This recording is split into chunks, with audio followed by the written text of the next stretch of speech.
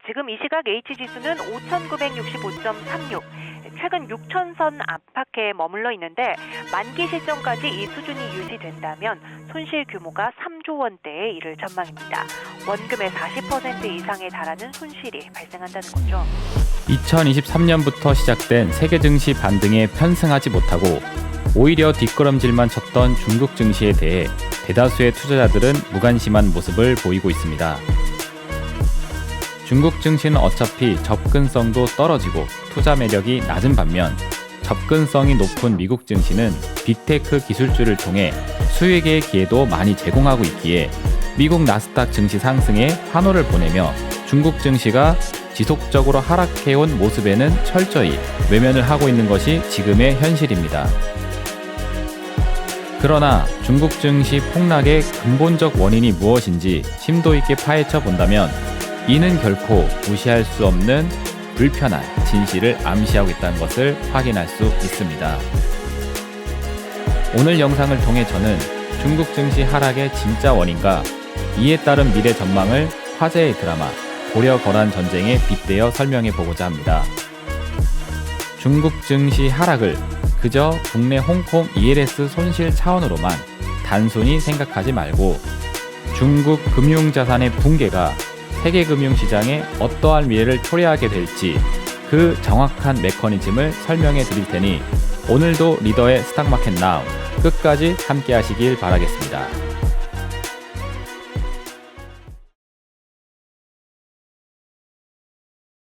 자, 반갑습니다. 리더 스탁 정예준입니다. 이번 주 스탁마켓 나우 시간에는 중국 증시 하락에 대한 부분을 한번 살펴보고자 합니다. 사실 많은 투자자분들이 중국 증시에 대해서는 별 관심이 없습니다. 그러나 저는 중국 증시 하락에 대해서 굉장히 중요성을 가지고 있어요. 왜냐하면 중국의 자산시장 붕괴가 파생시킬 수 있는 위험도가 상당히 높기 때문입니다. 오늘 방송에서는 그와 관련된 이야기를 좀 해보려고 준비를 했어요. 그래서 목차는 크게 세 가지로 나와져 있습니다. 첫 번째는 중국의 주가 지수를 미국의 나스닥 지수하고 비교하면서 얼마나 다른 양상을 보이고 있는지를 한번 체크해보는 시간 갖도록 하겠고, 두 번째로는 중국 자산시장의 충격이 미치는 정치적인 영향에 대한 부분을 꼭 체크를 해드리고 싶습니다. 그리고 이를 바탕으로 앞으로의 중국의 미래가 어떻게 바뀔 수 있는지에 대한 부분까지 살펴보도록 할 테니 오늘 방송도 끝까지 함께 하시면서 하나씩 잘 따라와 보시길 바라도록 하겠습니다. 자, 그럼 첫 번째 시간으로 중국의 주가지수 체크부터 같이 가보도록 하겠습니다. 홍콩의 항생지수와 중국 상해 종합주가지수의 차트를 한번 보도록 할 텐데 HTS 화면으로 바로 넘어가 보도록 할게요. 자, 지금 보고 계신 차트는 미국의 나스닥과 상해 종합주가지수 그리고 항생지수를 한눈에 비교할 수 있도록 세팅을 해놓은 차트 화면 되겠습니다. 자, 그래서 가장 위에 있는 이 파란색 선이 미국의 나스닥 차트이고요. 그리고 빨간색 선이 바로 상해 종합주가지수 되겠고요. 가장 아래에 있는 녹색 선, 이게 바로 홍콩 항생지수에 해당이 됩니다. 그리고 이 세 개의 선이 2020년 1월달 당시 같은 출발선상에서 시작을 하는 걸 볼 수가 있습니다. 그러니까 2020년 1월 당시를 기준으로 해서 나스닥과 상해와 항생지수의 상대적인 격차를 보는 차트라고 이해하시면 되겠어요. 그래서 현재까지의 진행 상황을 살펴보시게 되게 되면은 2021년도 당시 나스닥이 크게 상승했었던 요 시간 속에서 중국의 상해지수 같은 경우에는 그닥 지수 상승세를 일으키지 못하고 플랫하게 평평한 주가 추이를 보이고 있었었고, 그리고 이 21년도 당시에 홍콩 항생지수 같은 경우에는 심지어 하락을 본격적으로 하기 시작을 했습니다. 그래서 여기서부터 일단 이격이 많이 벌어지기 시작을 했어요. 나스닥하고 상해지수 같은 경우에는 여기서 이만큼의 격차가 발생을 했고, 항생지수하고는 여기서부터 이만큼의 격차가 발생을 했습니다. 자, 그리고 나서 2022년으로 넘어가게 되니까는 미 연준이 금리 인상을 한다고 하게 되면서 나스닥 버블이 떨어지기 시작을 했는데, 그 떨어지는 과정에서 이격이 좁아지기 시작하게 됩니다. 자, 보시면은 나스닥 지수가 이렇게 하락하는 과정에서 파란색 선, 빨간색 선, 그리고 이 녹색 선이 이렇게 가까이 붙어 있는 모습을 확인해 볼 수가 있어요. 벌어졌었던 격차의 이격이 좀 맞춰지기 시작을 했던 겁니다. 자, 근데 2023년도 되면서부터 또 다시 격차가 벌어지죠. 이 부분은 조금 확대해서 보여드릴게요. 자, 여기가 2023년 1월입니다. 격차를 줄여놓은 상태에서 다시 나스닥이 잘났다고 또 혼자 상승을 크게 하다 보게 되니까는 얘네들이 못 쫓아가요. 상해 종합주가 지수 같은 경우에는 플랫하게 움직이다가 연말이 되면서 하락을 했고, 그리고 항생지수 같은 경우에는 23년도 1월 달에만 상승을 좀 해줬고 그 이후서부터는 계속 하락을 지속하게 되면서 또 이렇게 격차가 멀어지게 됐습니다. 나스닥이 현재 여기에 위치되어져 있는데 상해 종합주가 지수는 여기에 위치되어 있고, 그리고 항생지수는 요 최저 바닥 수준에 위치가 되어져 있습니다. 그리고 오른쪽에 보시면 숫자가 적혀져 있어요.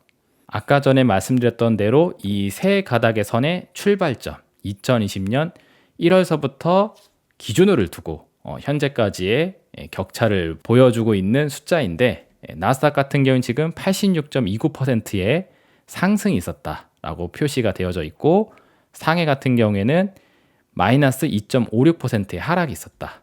그리고 항생지수 같은 경우에는 마이너스 38.92%의 하락이 있었다. 라는 게 확인이 되고 있습니다. 2020년 1월 연초를 기준으로 나스닥은 86%나 상승했는데 그 시간 동안 중국은 오히려 하락했다는 거죠. 심지어 항생은 마이너스 40%에 가까운 수준까지 떨어져 있는 게 현재 모습입니다. 자, 이렇게 차트를 한눈에 보았을 때 눈에 확실히 들어올 정도로 격차가 굉장히 크게 벌어져 있어요. 그럼 왜 중국장 같은 경우에는 세계 증시가 상승했었던 23년도 요 반등의 분위기를 왜 전혀 반영하지 못하고 계속 떨어지기만 했을까에 대한 생각 한번 해봐야 됩니다.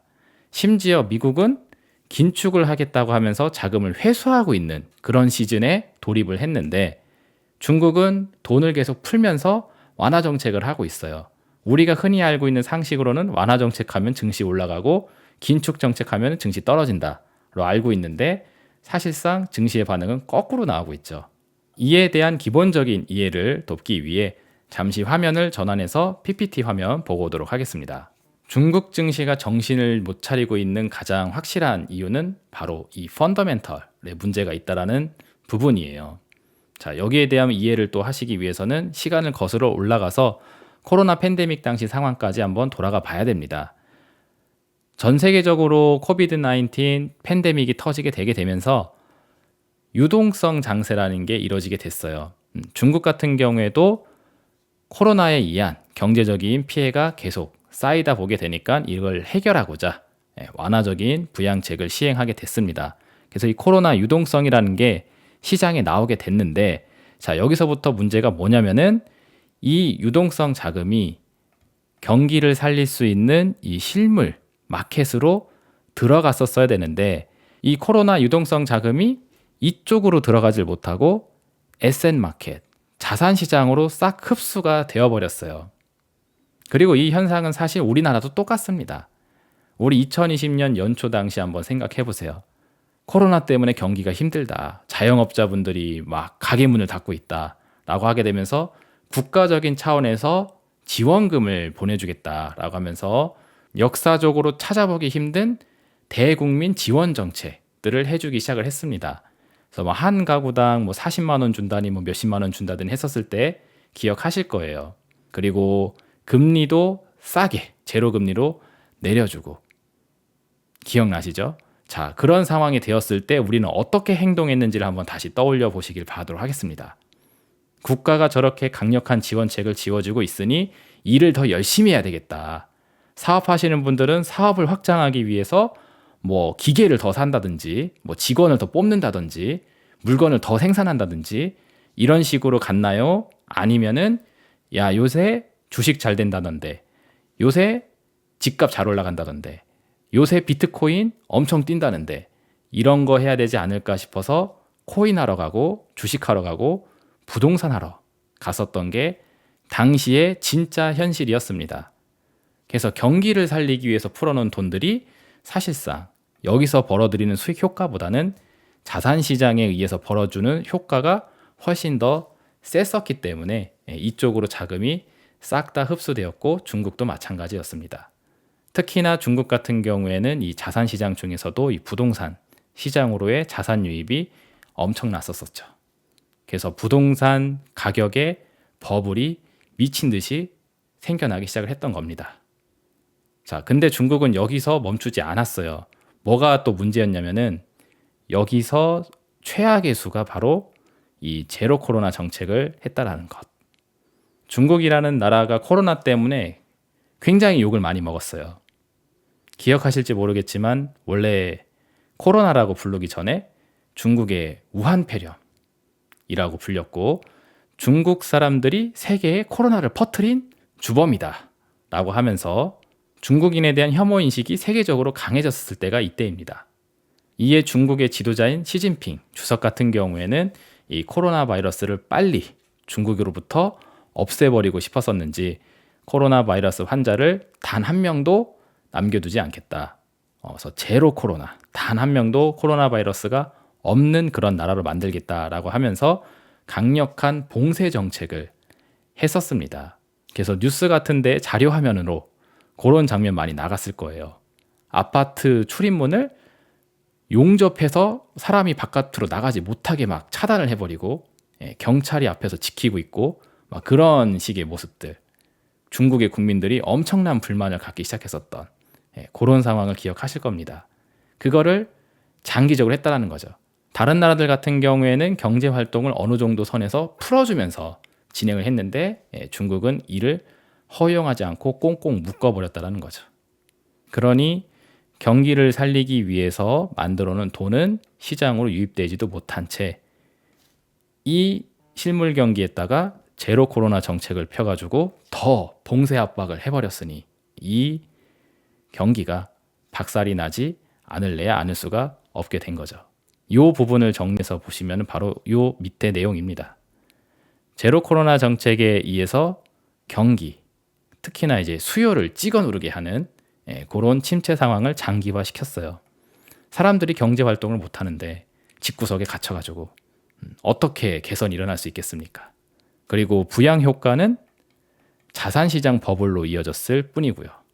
그래서 중국의 실물 경제 같은 경우에는 이 제로 코로나 정책을 장기화하는 바람에 어떻게 보면은 넘어가지 말아야 되는 그런 마지노선을 넘어가게 된 겁니다. 경제가 그냥 요단강을 건너가 버린 그런 상태가 된 거죠.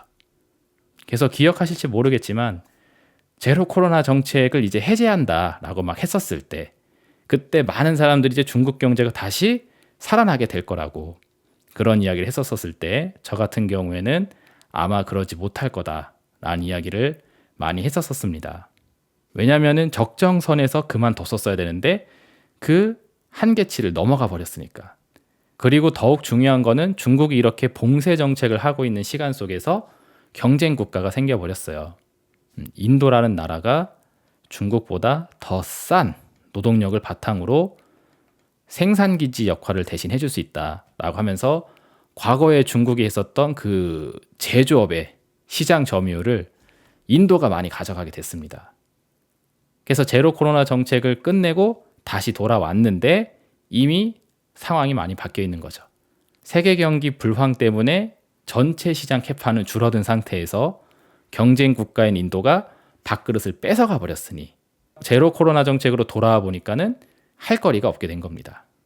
그런 상황에서 이제 중국은 뒤늦게 경기를 부양시키기 위해서 또 각종 부양책을 쓰고 있는데 이게 효과가 일어나지 못하고 있죠.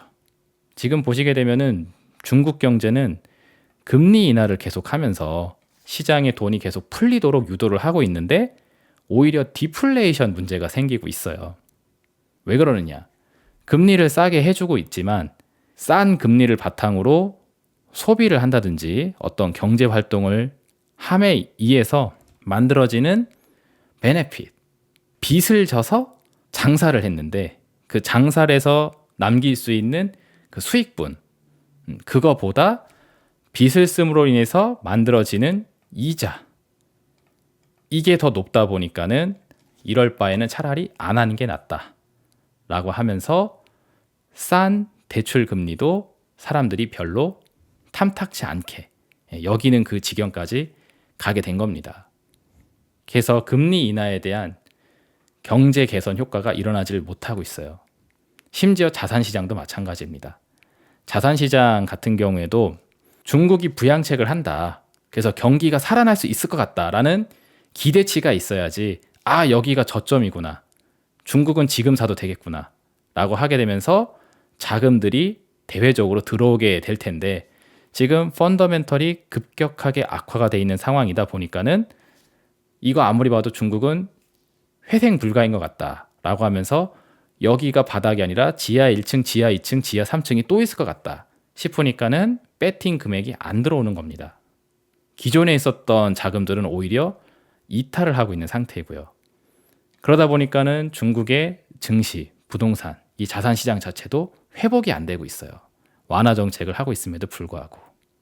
그래서 시진핑 주석이 이 제로 코로나 정책을 쓰게 된 이 선택이 시간이 지나고 현재 강력한 악재로서 부메랑이 되어 돌아온 격이 되고 있습니다.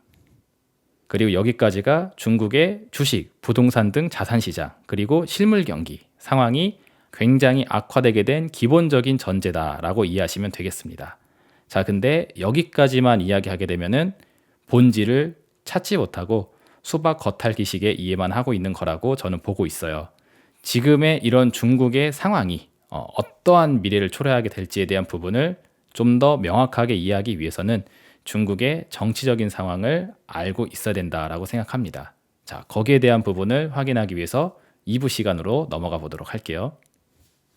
자, 2부입니다. 2부 같은 경우에는 중국의 자산시장 충격의 정치적인 영향에 대해서 살펴보고자 할 텐데 결론적인 이야기 먼저 해드리게 되면은 시진핑 주석에게 이 자산시장 붕괴 그리고 자산시장이 회복되지 못하는 상황 같은 경우에는 곧 실권을 할 수 있는 엄청난 악재가 될 수 있다라는 겁니다. 중국의 자산시장을 복권시키지 못하게 되면은 시진핑의 정치적 생명이 끝날 수도 있다는 뜻이에요. 자, 왜 이렇게까지 극단적인 생각을 갖고 있는지 자세한 설명 다음 화면으로 이어가 보도록 하겠습니다. 중국 경제 하면 항상 따라붙는 용어가 한 가지 있습니다. 바로 그림자 금융이라는 건데 이 그림자 금융이라는 것이 어떻게 형성되어 왔는지에 대한 부분을 간단하게 좀 설명드리고 가도록 할게요. 여기 덩샤오핑이라는 인물이 있습니다. 우리식으로 읽으면 이제 등소평이죠. 이 사람이 개혁 개방 정책을 하게 되면서 중국이 본격적으로 성장 궤도에 올라가게 됐는데 이 과정에서 그림자 금융에 싹이 트였다라고 볼 수 있어요. 자, 이 오른쪽에 도표를 보시면은 이 공산당 지도부의 자녀들을 통해 이 중국의 핵심 산업에 대한 기업이 설립이 됐었는데 이때 당시에 엄청난 정부 특혜를 주면서 기업을 설립하도록 했고 이 기업들이 중국 경제 성장의 기반이 됐다라는 거죠. 자, 그리고 여기서 또 중요한 게 외국계 금융 자금을 통해서 많은 투자 유치를 받게 되었습니다. 그러니까 중국 내부적으로는 아직 돈이 많이 없다 보니까 외자 유치를 통해서 경제 성장을 해야 되는데 이 외자 유치를 할 수 있는 창구, 이거를 여는 과정에서 이 그림자 금융이 생겼다라고 생각하시면 돼요. 자, 무슨 얘기냐? 중국이란 나라의 특수성을 이해해야 됩니다. 이 나라는 따지고 보게 되면은 공산주의 국가예요. 자본시장이 개방되어 있지 않은 나라입니다. 그래서 보통 이 사상 이념으로 보게 되면은 자본주의의 지읒자만 들어도 아주 그냥 눈깔이 뒤집어 자빠지는 그런 사상적 이념을 갖고 있는 나라가 중국이었는데 이 덩샤오핑이라는 사람이 중국의 경제 성장을 위해서 우린 이대로 가면 안 된다. 그래서 나라의 문을 좀 열자 하면서 외국의 자본주의 시스템을 받아들이기 시작을 하게 된 겁니다. 그런데 그동안의 중국은 개인의 사유, 재산에 대해서 인정을 해주지 않는 그런 사회적 시스템을 갖고 있었어요. 근데 이거를 인정을 해주는 쪽으로 시스템적 변화가 일어나야 되다 보니까는 트러블이 생기게 된 겁니다. 그러다 보니까 정부 입장에서도 어쩔 수 없이 지도부의 자녀들한테 그냥 니네가 기업 설립해라. 그리고 공산당 지도부의 특혜를 받으면서 빨리 성장을 하라고. 그리고 그 과정에서 외자 유치가 되게 될 텐데 이거 일단 받아라. 많이 받아라. 눈 감아 줄게. 이런 식으로. 그러다 보니까는 편법 혹은 불법적인 자금들이 쌓이기 시작을 했고, 그렇게 쌓인 자금들이 성장하게 되게 되면서 중국 경제가 올라서게 되게 된 겁니다. 우리가 흔히 아는 중국의 G2로서의 성장 과정에서 이 백그라운드가 있었다라는 거죠. 그래서 이 덩샤오핑의 개혁 개방 정책 이후 중국 시장에 유입된 이 외국계 자금의 대다수는 홍콩이라는 곳을 경유해서 들어오고 있어요. 지금도 그렇고 과거도 마찬가지이고. 그래서 요 밑에 정리된 내용 보시면은 중국의 그림자 금융은 경제 성장의 근원적인 힘입니다.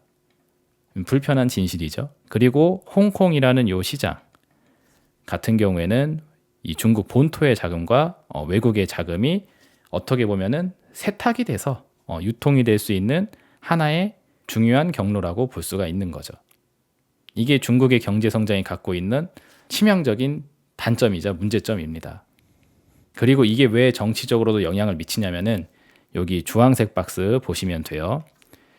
이 과정에서 성장하게 된 중국의 이제 당파가 있는데 그게 바로 태자당 그리고 샹하이방 권력층입니다. 이들이 성장하게 된 배경이 바로 요거에 있어요. 자, 여기까지 이해되셨으면은 다음 화면으로 넘어가서 중국의 3대 계파에 대해서 한번 또 살펴보고 가도록 하겠습니다. 중국이란 나라가 나름 민주주의적인 면이 좀 있어요. 공산당이라는 하나의 당으로 이루어져서 한 명의 지도자에 의해서 모든 게 결정되는 그런 식의 시스템 구조가 겉으로는 그려져 있지만 이 공산당 안에도 당파가 있어서 그들 간의 견제와 균형에 의해서 성장을 해 나가는 그런 메커니즘을 또 갖고 있습니다. 그래서 대표적인 당파 3개를 보시면은 이렇게 공청단파, 그리고 상하이방파, 그리고 태자당파 3가지로 분류를 하게 되는데 각각의 특징을 대략적으로 한번 살펴보게 되면은 공천당파 같은 경우에는 좀 전통적인 느낌의 공산주의 계파라고 생각하시면 될 것 같습니다. 그래서 이 공산혁명 가치에 대한 부분을 굉장히 중시 여기는 그런 전통성이 있는 계파라고 보시면 좋을 것 같아요. 대표 인물로는 리커창 전 총리가 있습니다. 그리고 이 공천당이라는 것이 중국 공산당 청년 단체를 줄여서 부르는 말입니다. 그러니까 이제 어릴 때서부터 공산주의 사상 이념 이런 것들을 교육받으면서 이제 성장한 그런 세력이라고 생각하시면 되겠죠. 그래서 전통적인 공산 이념 계파다라고 볼 수 있습니다. 자, 그리고 옆으로 넘어가서 이제 상하이방에 대해서 보도록 할 텐데 상하이방 하면은 장점인만 생각하시면 됩니다. 시진핑 주석 전에 중국의 지도자였었던 이 장점인이라는 사람이 90년대 중국의 경제 성장을 일으키게 된 아주 상징적인 인물이라고 볼 수가 있어요. 그래서 지금의 상하이, 그 상해 있죠? 상해라는 도시를 발전시키게 하는 데 있어서 가장 핵심적인 인사들이라 볼 수 있습니다. 그래서 이 과정에서 외국계 자금하고의 거래, 서구 세력과의 교류 이런 것들이 많아지게 되면서 성장한 계파라고 볼 수 있겠습니다. 즉 중국의 경제 성장과 함께 같이 성장한 계파라고 할 수가 있는데 이들이 성장하는 과정에서 뭐가 있었다? 외국계 자본주의 세력과의 교류, 거래들이 활발하게 있었다라는 거죠. 그러다 보니까는 전통적인 공산 이념하고는 좀 거리가 있는 그런 계파라고 볼 수가 있겠습니다. 자, 그리고 마지막으로 태자당파 한번 보도록 할 텐데 이들의 주요 특징이라고 할 만한 게 공산 고위층의 자녀로 구성되어 있다라는 점입니다. 그리고 지금의 중국 시진핑 주석도 이 태자당파 출신이라고 볼 수 있어요. 자, 근데 여기서 좀 재밌는 부분이 뭐냐면은 시진핑은 태자당파에 속해 있으면서도 이 태자당에 대한 강력한 탄압을 하게 되면서 시자쥔이라고 불리우는 본인을 따르는 계파를 이 태자당파 내에 별도로 키워서 육성을 하게 됩니다. 이게 좀 독특한 부분인데 이 히스토리에 대해서 대략 설명을 해드리면은 원래 시진핑이라는 인물은 아버지가 숙청을 당하게 되면서 권력을 잃어버린 세력이라 볼 수 있어요. 원래 아버지는 공천당파에 자리를 하고 있었었는데 이 당파 내에 파벌 싸움이 일어났었는지 반동분자로 몰리게 된 거죠. 그러면서 숙청을 당하고 그의 자식인 시진핑 같은 경우에는 외딴 시골로 유배가 되듯이 떨어져 나오게 됐었습니다.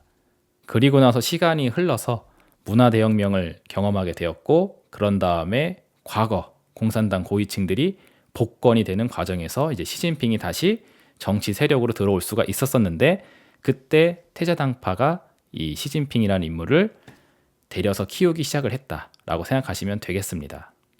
아마도 이 시진핑이라는 사람은 과거 아버지의 숙적이라 할 수 있는 사람들이 있기 때문에 이 공천당파를 견제할 목적으로 태자당파 내에서 활동을 한 게 아닌가 생각이 돼요.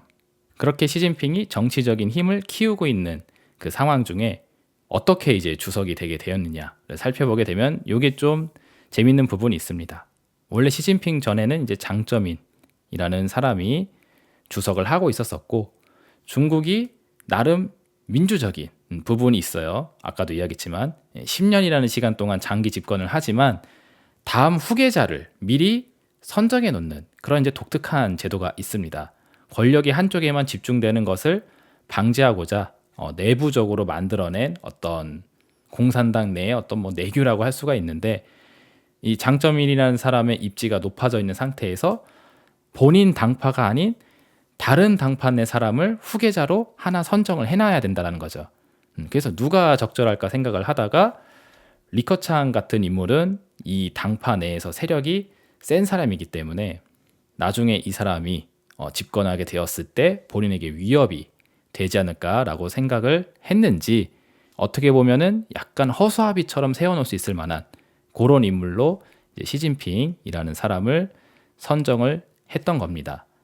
그리고 나서 이제 정권이 교체되는 과정에서 시진핑이라는 사람이 이 상하이방과 태자당이 자신을 어떻게 이용해 먹으려고 하는지를 깨닫게 됐는지 정권을 잡는 과정에서 상하이방 세력과 태자당 세력을 굉장히 강력하게 때려잡기 시작을 했습니다.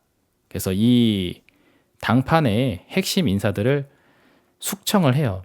그리고 나서 이 상하이방도 그렇고 태자당도 그렇고 자금줄이 이 홍콩이라는 경유지를 통해서 움직인다는 사실을 알고 있다 보니까는 이 홍콩의 재벌 그룹을 향해서 강력한 압박을 가하면서 권력을 잡게 된 인물입니다. 쉽게 얘기해서 시진핑이라는 인물이 상하이방과 태자당 내에서 컨트롤이 될 수 있는 그런 힘이 없는 인물로 생각을 했는데 시진핑이 생각보다 영악했던 거죠.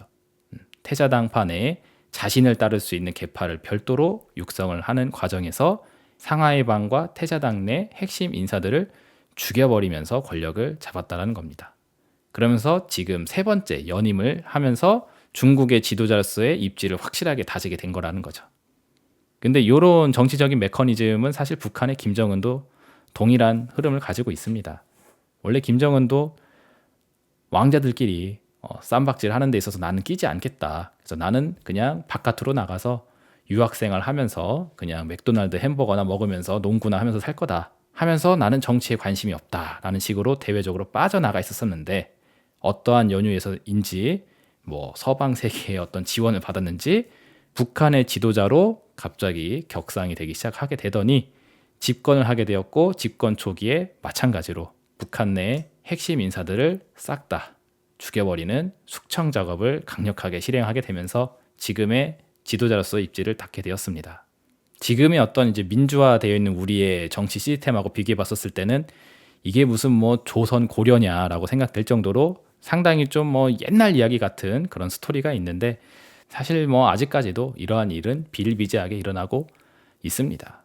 자, 그래서 다시 본론으로 돌아와서 이 홍콩, 상해 이쪽 지역의 자산 시장이 정치적으로 상하이방 태자당과의 연결고리가 진하다라는 거 말씀드렸죠. 그래서 이쪽 자산 시장의 붕괴는 반 시진핑 계파, 그러니까 여기 상하이 당파하고 태자당이 많이 숙청을 당했다고 했잖아요. 그래서 시진핑에 반하고 있는 세력들이 많이 있는데 이들의 원한이 높아질 수 있는 게 바로 홍콩 상해 자산시장 붕괴하고도 연결고리가 있다는 겁니다. 자, 그래서 이런 정치적인 영향력에 대해서 제가 강조를 시켜드리고 싶었던 거예요. 그래서 제가 방송 서두에 홍콩 상해 자산시장의 붕괴가 결국 시진핑으로 하여금 정치적인 압박을 받게 되는 상황이 된다라는 말씀을 드리게 된 겁니다. 자, 여기까지 이해가 되셨으면은 아까 전에 그려드렸던 요 그림을 다시 한번 봐보세요. 공산당 지도부의 자녀들이 중국 내 핵심 산업에 해당되는 기업들을 설립하면서 본격적으로 성장을 하기 시작을 했고 태자당과 상하이방이라는 이 계파가 권력층으로 성장하게 되는 과정에서 외국계 금융사하고의 이제 교류가 활발하게 일어나게 됐는데 이 대외적인 자금들이 지금 중국 기업으로 들어오지를 못하고 있습니다. 자금이 오히려 나가고 있어요. 이탈을 하고 있다는 거죠. 왜? 아까 말씀드렸다시피 펀더멘탈 문제가 있다 보니까는 중국 시장에 대한 매력을 느끼지 못하고 있는 상태입니다. 그리고 그 펀더멘탈 붕괴를 일으키게 되는 데 있어서 결정적인 역할을 했었던 하나의 사건이 있다라면은 제로 코로나 정책이었고 그 제로 코로나 정책의 주범은 시진핑 주석이라는 거죠. 그래서 이런 자금 이탈 현상이 가속되면 가속될수록 시진핑에 대한 원망, 원한이 깊어지게 되면서 반 시진핑 세력들 간의 연합이 강해지고 시진핑을 향한 압력을 거세게 밀 수가 있다라는 것까지 확인을 했습니다. 그리고 아까 잠깐 말씀드렸던 거 외국계 자금이 중국으로부터는 이탈을 하고 있지만 인도 같은 나라 같은 경우에는 자금 유입이 되고 있습니다. 그래서 과거 중국이 했었던 그런 역할들을 인도한테 싹 다 뺏기고 있는 게 지금의 상황이에요. 제가 21년도 주식119 방송하면서도 이런 이야기 굉장히 많이 했었습니다. 인도가 인건비가 더 싸고 중국은 이미 경제 성장을 하는 과정에서 선진국 반열로 올라가려고 한다. 그럼 이 중국이란 나라는 더 이상 싼 값의 노동력으로 생산을 할 수 있는 그 장점을 잃어버리게 되는데 그 틈을 타서 인도가 지금 부상을 하고 있다. 그래서 지금 2024년도 들어서 용해해가 되었는데 용해를 맞아서 중국 경제 같은 경우는 지금 5대 리스크가 있다 하면서 5개 리스크가 해소되지 않는 한 지금 중국 경제가 갱생이 되기가 어렵다라는 이야기가 나오고 있고 외국계 자금들은 지금 중국에서부터 나가고 인도 어서 와 라고 하면서 세계 증시 자금의 머니 무브가 이뤄지고 있다는 게 또 나오고 있어요. 그래서 시진핑이라는 인물은 이 현 상황을 타개하는 것이 어떻게 보면 정치적인 생명을 연장할 수 있는 최대의 과제가 될 수 있습니다. 그래서 자산시장의 부흥, 즉 중국의 경제 재건은 시진핑의 최대 과제. 왜 그러냐? 공산주의 국가에서 실권을 한다라는 뜻은 곧 어쩌면 죽음을 향해서 갈 수도 있는 그런 큰 위험이 되게 됩니다. 원한을 산 상태에서 정권 교체가 일어나게 되니까. 그래서 만약에 이 과제를 실패하게 될 경우에는 반대파의 강력한 압박, 즉 실권이 본격화될 수 있는 무대가 된다라는 거죠. 그리고 이런 이야기가 저 혼자만의 무슨 판타지 소설이라고 느끼시는 분들이 계실 수가 있는데 제가 이런 이야기를 하게 되는 데 있어서는 관련된 자료를 보고서 말씀을 드리는 겁니다. 여기 왼쪽에 화면 보시면은 이 시진핑 주석이 이 떨어지는 그래프에 이렇게 칭칭 감겨 있는 그런 사진과 함께 기사가 하나 나오고 있는 게 있죠. 시진핑은 지금 시장에 대한 컨트롤, 통제를 잃어버리고 있다라고 하면서 이 자산 시장에 대한 통제권을 잃어버리게 되면은 이것이 곧 시진핑 자신을 꽁꽁 묶어버리게 할 수 있는 그런 요인이 될 수도 있음을 이렇게 이미징으로 표현을 해주고 있죠. 그래서 중국은 지금 디플레이션 상황으로 가고 있고 경제 회복에 대한 자신감이 사라지고 있는 상태이다 라는 거, 회복의 기미가 보이지 않는다라는 거죠. 물론 이 기사에서는 이렇게 가다가 뭐 시진핑이 실권할 수 있다 뭐 이런 식의 이야기는 안 들어가져 있지만 제가 알고 있는 중국에 대한 정치적인 상황의 이해를 바탕으로 이 기사를 읽어보면은 이게 곧 실권까지도 이어질 수 있는 미래를 제시하고 있는 게 아닌가 생각이 듭니다. 더 이코노미스트의 그 2024년 2월 8일 날짜로 게재된 게시글이니까 한번 확인하고 싶은 분들 한번 보시도 좋을 것 같아요. 자, 그럼 다음으로 넘어가서 미국의 상황을 한번 보도록 할 텐데 이전 영상에서도 제가 종종 말씀드렸던 게 있죠. 어쩌면 지금 우리가 경험하고 있는 경제 상황은 전쟁이라는 차원에서 진행되고 있는 건지 모르겠다라고 하면서 전시경제 역학 이런 단어를 많이 얘기했었었는데 그 관점을 지금 다시 한번 얘기를 드리고 싶습니다. 자, 왜 그러냐면은 미국이라는 나라가 중국하고 전쟁을 하고 있다고 전제를 깔아놓고 중국이 스스로 자멸할 수 있는 기회. 그러니까 시진핑 주석이 정치적으로 압력을 느껴서 실권을 할 수 있을 만한 상황이 자산시장 붕괴하고 연결이 된다고 했죠. 그러면 미국 입장에서 중국을 손대지 않고 공격을 하고 싶다 하게 되면은 중국의 자산시장 버블이 무너지도록 계속 압력을 넣고 있으면 됩니다.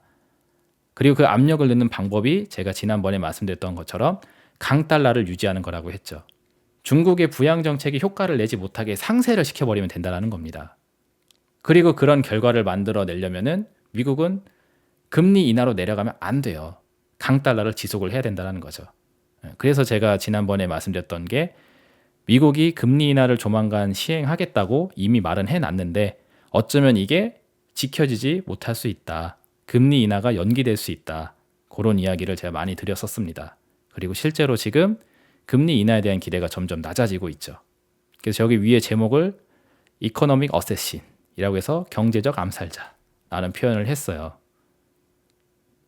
중국의 시진핑을 원격으로 저격을 해서 한 방에 죽여버릴 수 있는 방법으로 경제를 쓴다라는 거죠. 어떻게? 하려고 했었던 금리 인하책을 뒤로 빠꾸시키면서 현재의 고금리 강달러 기조를 유지시켜버리는 겁니다. 그러면은 달러가 중국 같은 신흥국으로 유입되는 완화 정책이 아니라 해외에 나가져 있었던 달러들이 본국으로 귀환하게 하는 그런 리콜 버튼의 긴축을 계속 강행하게 되게 되면은 중국이 아무리 스스로 자력갱생할 수 있도록 완화 정책을 한다고 해도 그 효과가 충분히 나질 못하게 돼요. 그래서 그런지 지금 미국은 금리 인하 기대를 지금 계속 뒤로 미루게 하는 스탠스가 나오고 있습니다. 올해 6차례에서 3차례로 금리 인하 기대가 후퇴하고 있다. 이런 기사도 요새 확인이 되고 있고 와튼의 마법사 제레미 시겔 같은 경우에는 6월 달에 금리 인하하는 것도 사실 확실치가 않다. 6월 달에 금리 인하를 시작하지 못하면은 이제 7월 하반기로 또 넘어가야 됩니다. 그리고 심지어 뉴욕 연은 총재 같은 경우에는 올해 말쯤이나 돼야지 미국의 금리 인하가 시작될 수 있지 않을까라고 하면서 올해 또 4분기를 이야기하는 의견들도 또 나오고 있습니다. 더 웃긴 거는 요즘 들어서 금리 인상을 해야 되는 거 아니냐라는 목소리도 소수 의견이긴 하지만 생기고도 있어요. 이 시점에 갑자기. 그죠? 그러다 보니까 미국의 금리 인하 도대체 그럼 언제 하는 거냐. 한다고는 이미 진작 얘기를 해놨는데 예상된 시간이 자꾸 미뤄지고 있다라고 하면서 이거 정말 하긴 하는 거냐 라는 그런 의심의 목소리가 좀 생기고 있죠. 그래서 이런 것만 봐도 정말 미국이라는 나라가 금리 인하를 할 수 있는 그런 어떤 경제적인 타이밍 이걸 생각해서 뭔가 컨트롤하고 있다라기보다는 경제적 공격을 하는 데 있어서 어떻게 하는 게 우위에 설 수 있는지 현 상황에서는 강달러가 맞는지 약달러가 맞는지 전쟁을 하는 과정에서 그런 차원으로 지금 이 컨트롤링을 하고 있다라고 보여집니다. 그러니까 자꾸 말이 안 맞죠. 시기가 연기되고 저는 그렇게 보고 있습니다. 그래서 미국의 고금리 강달러는 중국의 자산시장 붕괴를 지속시킬 수 있는 카드이고 중국의 시진핑을 내부 분열로서 암살할 수 있는 좋은 방법 중에 하나다라고 보고 있어요. 그리고 이게 본래의 목적이 맞다라면은 중국의 자산시장 붕괴를 계속 유도하겠죠. 경제 충격을 지속시켜서 무너지도록. 그러면 미국의 고금리 강달러 기조는 계속돼야 할 겁니다. 그러니까는 중국의 자산시장이 회복되지 못하고 계속 떨어지고 있는 현재 상황이 이렇게 연결이 되게 되니까는 세계 증시하고도 연결이 될 수 있다는 거죠. 이 무대에 의해서 고금리를 계속 깔아놓게 되게 되면은 금리가 안 내려가는 겁니다. 내려갈 거라고 생각했었던 금리가 내려가지 못한 채 현재의 고금리 상황을 유지하게 되게 되면은 기업 입장에서 부채 부담 계속 늘어나고 가계 입장에서도 가계 부채 부담 계속 늘어나게 돼요. 그래서 이런 부분들이 중국 증시의 하락, 중국의 자산시장 붕괴를 결코 가벼이 볼 수 없는 결정적인 이유다라고 정리를 해드리도록 하겠습니다. 자, 그럼 이제 마지막으로 3부입니다. 그럼 앞으로 중국 혹은 이제 시진핑 주석은 어떠한 미래를 향해서 나아가게 될 것인가에 대한 부분인데 여기에 대한 부분은 조금 재밌게 설명을 드려보려고 합니다. 화제의 드라마인 고려거란 전쟁을 통해서 한번 설명을 드려보고자 해요.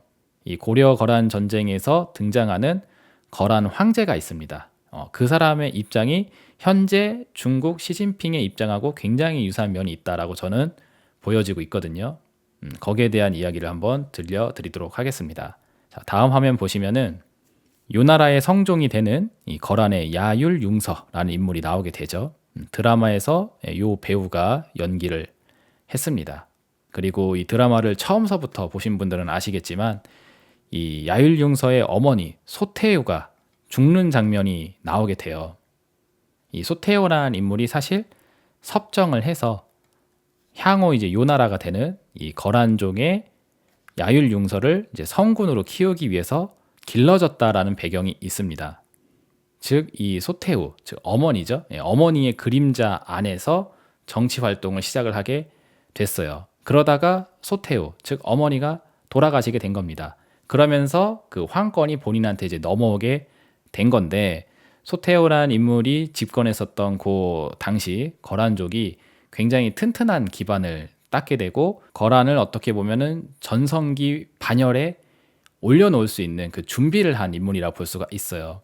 그런데 그 인물이 이제 죽게 되게 되니까는 거란의 국운이 이제 살짝 기우는 듯한 그런 분위기가 나오게 됐던 거고 그의 아들인 이제 야율융서 요 사람이죠. 요 인물은 뭔가 보여줘야 된다라는 그 야욕에 고려 정복을 해야겠다라는 그 목표를 세우게 됩니다. 그게 드라마 이제 초반부에 나오게 되게 되죠. 그래서 이 고려 정복이라는 업적에 이 인물이 엄청나게 집착을 하는 장면이 나와요. 그래서 고려 거란 전쟁이 시작이 되게 되는데 뭐 1차 침략에 대한 부분은 우리가 잘 알고 있는 서희의 외교로 인해서 끝나게 되게 되죠. 요거는 이 고려 거란 전쟁 드라마상에서는 나오지 않습니다. 현종 이전 시절이어서 그런지 여기에 대해서는 그냥 스치듯이 옛날 이야기로 그냥 회자되면서 나오고 드라마에서는 직접적으로 이 스토리는 안 나오게 돼요. 근데 뭐 다들 잘 알고 계시죠?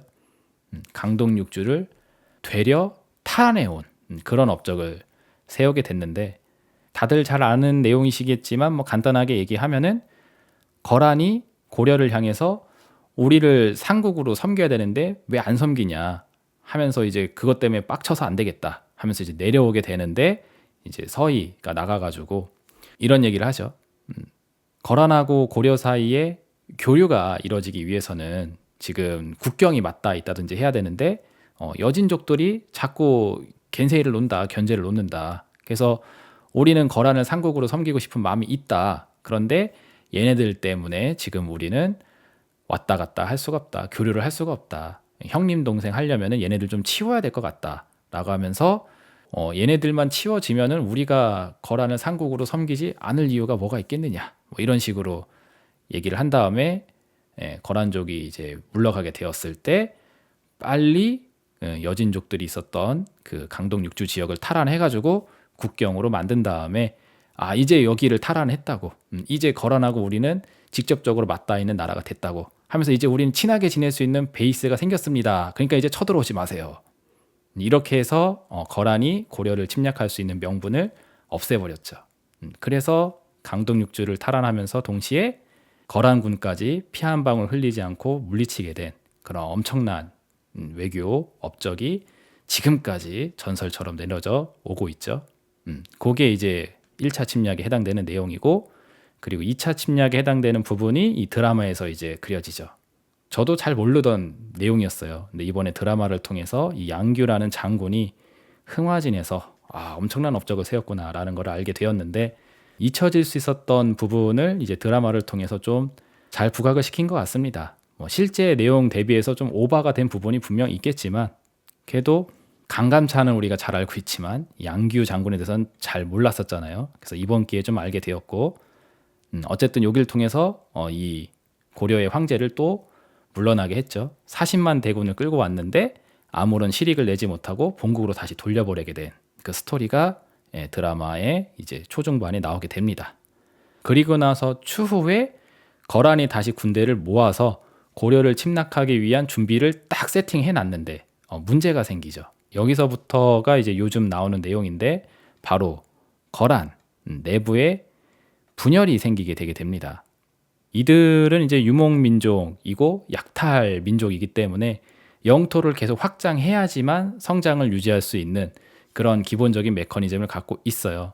그래서 영토 확장을 하기 위해 가장 만만한 나라인 고려를 이제 딱 점찍었던 건데, 여기를 깨부시지 못하고 계속 확장이 되지 않으니까는 이들이 이 황제에 대한 황권에 대한 불만, 이런 것들이 생기게 되고 내부적인 분열이 진행되게 됩니다.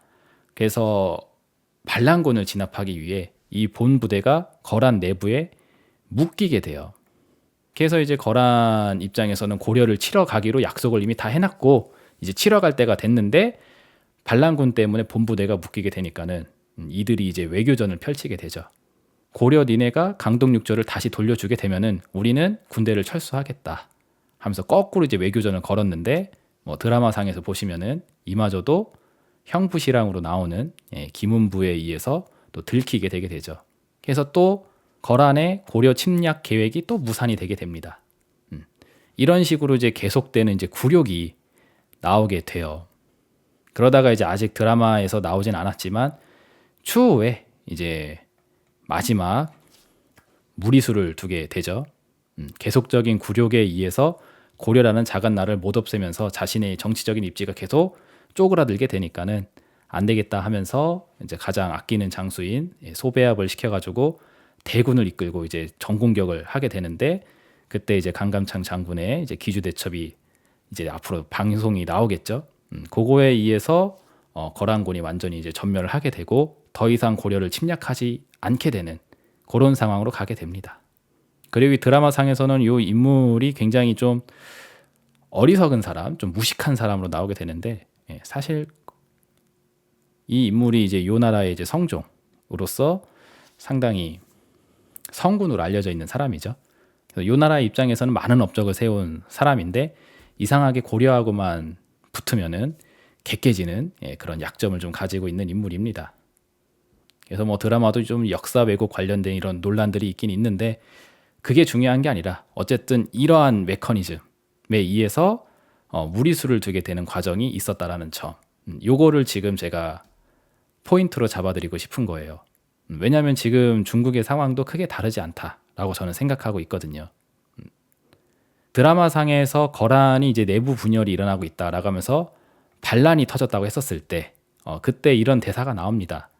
서북면 쪽에 반란의 징후가 보입니다 라는 얘기가 있는데, 이게 당시 이제 지도를 통해서 살펴보게 되면은, 물론 이건 이제 요 나라가 된 다음에 이제 최대 영토를 그려놓은 건데 조금 이제 차이가 있긴 하겠습니다만, 서쪽에 북쪽이라면 이제 이쪽 동그라미 진 지역인데, 현재 중국의 상황으로 보게 되면은 이 서북면 쪽이 신장, 위구르 그리고 티베트 지역입니다. 그러니까 여기서 반란 징후가 보인다라고 하면서 본군이 묶이게 됐던 거예요. 그리고 황제의 정치적 입지가 이제 줄어들게 되는 거고. 근데 지금 현재 중국도 보시게 되면은 비슷한 상황입니다. 외교의 전쟁터가 된 미래의 땅 신장 위구르 하면서 이쪽 지역 내에 엄청나게 많은 자원들이 또 매장이 돼 있다고 하는데, 영토는 중국으로 되어져 있지만 이쪽 지역 내 사람들이 종교적 자유를 달라라고 하면서 독립운동들을 오래전서부터 해오고 있습니다. 여기는 이슬람 종교를 갖고 있는 곳이거든요. 근데 중국은 공산주의이기 때문에 종교의 자유를 허락하지 않잖아요.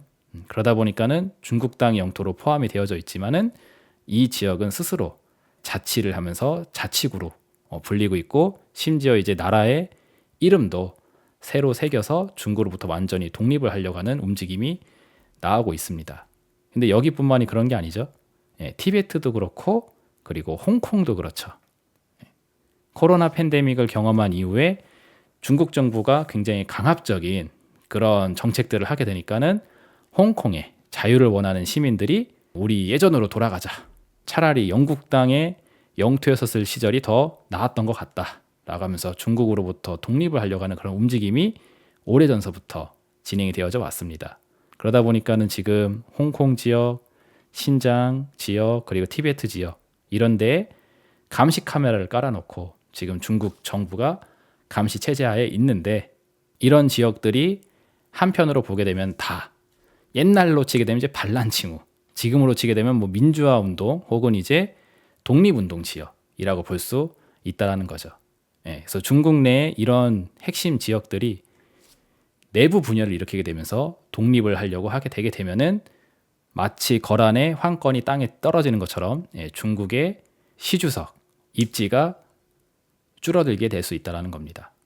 심지어 요새 대만 같은 경우에도 굉장히 시끄러운 문제가 발생하고 있죠. 역시 마찬가지로 중국으로부터 탈피하려고 하는 반중운동이 거세게 일어나고 있는 나라 중에 하나입니다.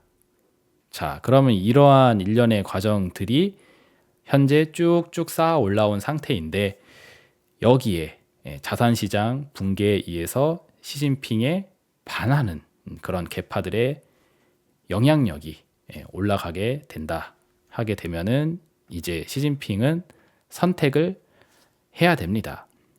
어떤 선택이냐면은 거란의 황제가 그랬던 것처럼 뭔가 내부적인 문제를 외부의 시선으로 돌릴 수 있는, 혹은 고려의 정복 같은 업적, 이런 것들을 만들어내기 위해 선택을 해야 될 수 있다는 거죠. 지금 현재 중국 시주석의 상황을 가만히 살펴보게 되면은 2018년도 미중 무역 전쟁 경험하면서 G2의 위상이 흔들리기 시작을 했고, 그 다음에 2020년 코로나 팬데믹 진행하는 과정에서 제로 코로나 정책했다고 이야기했었죠. 그러면서 자산시장 붕괴인 헝다부도, 그리고 2023년도에는 전 세계 증시가 반등하는 가운데 얘네만 증시 하락을 경험하면서 펀더멘털 문제를 경험했었던 상황, 이런 것들이 경제적으로 확인이 되고 있고, 오른쪽으로 정치적인 상황을 보게 되면은 홍콩 지역의 민주화 운동, 대만 같은 경우에도 반중 운동, 독립운동, 완벽한 독립국가로서의 지위, 이런 걸 계속 추구하고 있는 상태이고, 그래서 이번에 라이칭더라는 대만의 지도자도 당선이 되게 됐잖아요. 대표적인 반중 인사가. 그리고 신장, 티벳 이런 지역에서도 마찬가지로 중국으로부터 탈피하려고 하는 이런 독립운동들, 이런 내부 균열의 문제들까지 종합적으로 나오고 있습니다. 그런 상태에서 2022년 10월 달에 세 번째 연임을 하고 있어요. 그래서 10년 주기로 또 정권을 유지를 해야 되는데, 그러면 2032년까지 끌고 가야 됩니다. 근데 지금 2024년이잖아요. 그러면 대충 계산해도 한 8년 정도의 시간이 더 남아져 있습니다. 그래서 원만히 자신의 임기를 마치고 이번에 이제 내려오게 된다 하려면은 이제 8년 동안 자신의 정치적인 지위를 굉장히 강력하게 잘 잡고 있어야 되는 그런 상태인데, 이런 문제들이 계속 쌓이고 있어서 시 주석 입장에서는 상당히 곤란한 상황이 있다는 거죠. 게다가 중국의 지도부 같은 경우에는 이들의 자금줄인 이 자산시장, 이거를 살려놓지 못하게 되게 되면은 또 윗대가리들 사이에서 이제 내부 분열이 가속될 수 있게 되죠. 그래서 이와 같은 상황에서 시진핑 주석 같은 경우에도 거란의 황제가 그러했듯이 뭔가 고려 정복과 같은 뭔가 강력한 업적 한 가지가 필요할 만한 상황이지 않을까 싶습니다. 그래서 제가 지난 시간에 말씀드렸던 게 이거죠. 이 영상에도 말씀드렸다시피 중국이 계속 이런 무대에 몰리게 되게 되면은 최후의 상황까지 수세에 몰린 중국이 결국 택하게 되는 길이 대만의 정복의 길을 택할 수 있게 된다. 시선을 외부로 돌릴 수 있는 효과도 되겠지만 중국이 대만을 때려서 중국의 강력한 입지를 보여주게 되게 되면은 그것이 곧 자신의 정치적인 생명줄을 연장시킬 수 있는 방법이니까. 그리고 오른쪽에 보시면 여기 푸틴이 나오게 되는데 요때도 영상 찍어 드렸었죠. 푸틴이 걸어갔었던 길이 바로 그 길이잖아요. 우크라이나 침공. 그래서 실제 이번 대선에서 또 한 번의 연임이 지금 유력해져 있는 상태이죠. 그래서 러시아 푸틴 재선이 불러오게 될 미래에 하면서도 관련된 이야기를 해드렸었습니다. 그래서 이런 부분들이 지금 기본 베이스로 깔리고 있어요. 그러면 이제 경제적인 문제는 어떻게 되느냐? 아까도 이야기 드렸다시피 이 공급 충격 상황 그리고 수요 침체 상황 이게 계속되게 됩니다. 전쟁을 하겠다고 하면서 서로 교류를 끊어버릴 거 아니에요. 중국 같은 나라가 갖고 있는 무기가 자원인데 원자재이고 이런 것들에 대한 수출길을 막아버리면서 공급길을 차단할 것이고 그러면 이제 또 물가 올라간다고 하겠죠. 그럼 물가 올라가는 상황에서 고금리 지속, 미국의 강달러 지속 하게 되면은 세계적으로 또 경기가 떨어지죠. 수요가 침체되게 되니까. 그러면 이제 공급 충격 플러스 수요 침체 상황이 계속 맞물려 있게 되게 되면은 21년도서부터 얘기하고 있지만 이 불황 경기, 펀더멘털 악화 상황을 피할 길이 없다. 그래서 그 과정이 지금 누적적으로 지금까지 계속 쌓아 내려오고 있는 거 아니겠습니까? 그리고 지금 이 중국의 시 주석이 결국 대만 정복의 길을 택하게 될 걸 어쩌면 지금 미리 준비하고 있는 건지도 모르겠어요. 왜 그러냐면 지금 미국의 움직임이 제가 봤을 땐 좀 수상합니다. 미국하고 중국이 전면전으로 붙기 위해서는 러시아가 중간에 껴들면 안 돼요. 그래서 그런지 지금 러시아를 미리 사전에 한번 힘을 쫙 빼놓는 그런 어떤 상황을 만들려고 하고 있는 게 아닌가 싶은 생각이 듭니다.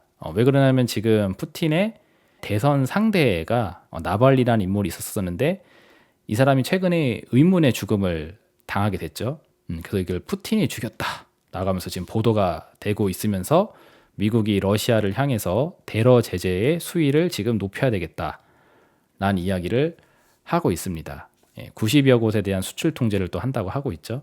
그래서 여기에 대해서도 좀 중요한 포인트가 있는 것 같은데 나중에 시간이 되면은 러시아 내에서 진행되고 있는 이런 정치적인 상황에 대한 경제적인 효과 이런 부분도 한번 다뤄보도록 하겠습니다. 그때 좀 자세히 얘기하도록 하겠고 일단 오늘은 중국 이야기니까 중국은 시진핑의 입장이 난처해지게 되게 되면서 최후의 순간 이런 길을 택하게 되면서 또 전 세계 경제 상황을 불황으로 이끌게 하는 요인들을 만들 수 있다라는 거죠. 많은 전문인들이 이 대만과 중국 간의 전쟁 시나리오를 유력한 시나리오로 보고 있고 시점에 대한 부분을 26년 혹은 27년 이때를 많이 이야기하고 있습니다. 그리고 이게 만약에 피할 수 없는 미래이다라고 하게 되면은 이 상황이 되기 전에 시진핑의 목을 강하게 조를 수 있을 만한 중국 내부의 자산시장 붕괴 이게 선제적으로 좀 일어나야 되겠죠. 그런 다음에 수세에 몰린 중국이 이런 길을 선택하게 된다 하게 되면은 시기적으로 보았을 때에도 적당한 시간대가 될 수 있지 않을까 보여집니다. 지금부터 약 2년에서 한 3년 정도가 남아있는 거니까요.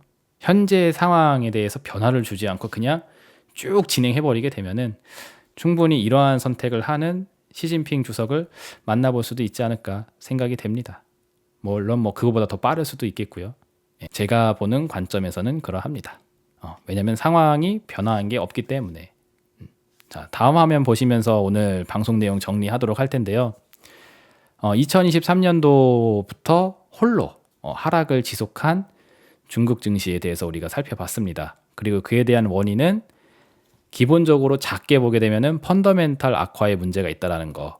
요게 기본적인 내용인데 제가 보고 있는 관점을 좀 더 더해서 개념을 좀 확대시켜 드리게 되면은 경제 전쟁을 하고 있는 상황에 따른 피해에 있다. 중국을 내부적으로 스스로 무너지게 하기 위해서는 자산시장의 버블을 터트리면 되는데 그 자산시장 버블을 터트리는 백그라운드로 미국이 강달러 고금리를 지속하고 있기 때문에 라고 보고 있습니다. 자, 그리고 중요한 건 이 밑에 있는 내용이죠. 그리고 펀더멘털 악화와 전쟁의 피해는 사실 중국만이 겪고 있는 단독적인 문제가 아닙니다.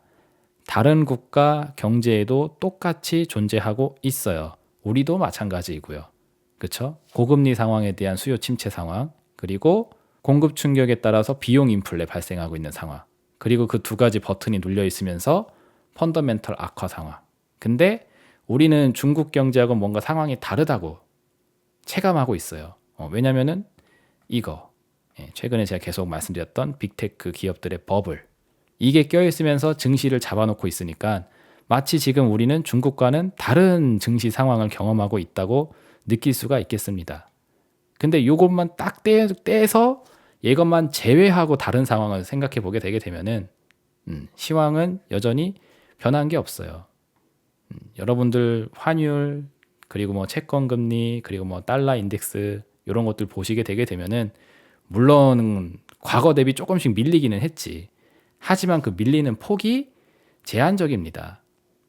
여전히 금리는 우상향 추세를 중장기적으로 유지하고 있고 달러 인덱스도 상승 추세를 지속하고 있어요. 24년도 들어서 달러 인덱스, 채권 금리 이런 거 다 반등해서 올라가고 있는 상태입니다. 그리고 이게 반등한다라면 증시는 하락 압력을 받을 수 있는 상황이죠. 그래서 실제로 못 올라가고 있는 종목들이 굉장히 많아요. 근데 뭐 PBR 태만에 뭐 무슨 태만에 하면서 자꾸 개별적인 시세가 등장하면서 지수가 떨어지지 않게 막아놓고 있다 보니까는 중국보다 견조한 흐름이 나와주고 있을 뿐이지 주가 지수 외에 다른 시황 변수들은 증시에 그렇게 우호적이지 못한 모습입니다. 그리고 더 중요한 거는 이전에도 계속 말씀드렸던 요거, 수요를 찍어 누르는 고금리 상황, 그리고 공급 충격을 지속할 수 있는 지정학적 리스크, 경제 제재, 이런 부분들은 계속 이어지고 있는 상태이죠. 그래서 중국 증시가 정신을 차리지 못하고 홀로 떨어지고 있기 때문에 중국만 젓가락지가 나고 있으니 중국만 뭔가 상태가 안 좋구나 라고 여기시기보다는 중국 증시가 경험하고 있는 동일한 문제를 같이 경험하고 있다면은 이것은 결코 남의 일이 아니라 나의 일이 될 수 있다는 부분 생각을 해줘야 되겠고, 중국의 자산시장 악화가 정치적으로 어떤 영향을 미치게 되면서 시 주석으로 하여금 어떤 선택을 또 하게 할 것인지에 대한 부분까지도 같이 이해하시는 시간이 되시면 좋을 것 같습니다. 자, 그럼 여기까지 해서 오늘 제가 준비한 내용 마치도록 하겠고요. 구독, 좋아요, 알림 설정 유지해 놓으시고 다음 주엔 또 새로운 내용으로 다시 만나 뵙도록 하겠습니다. 감사합니다.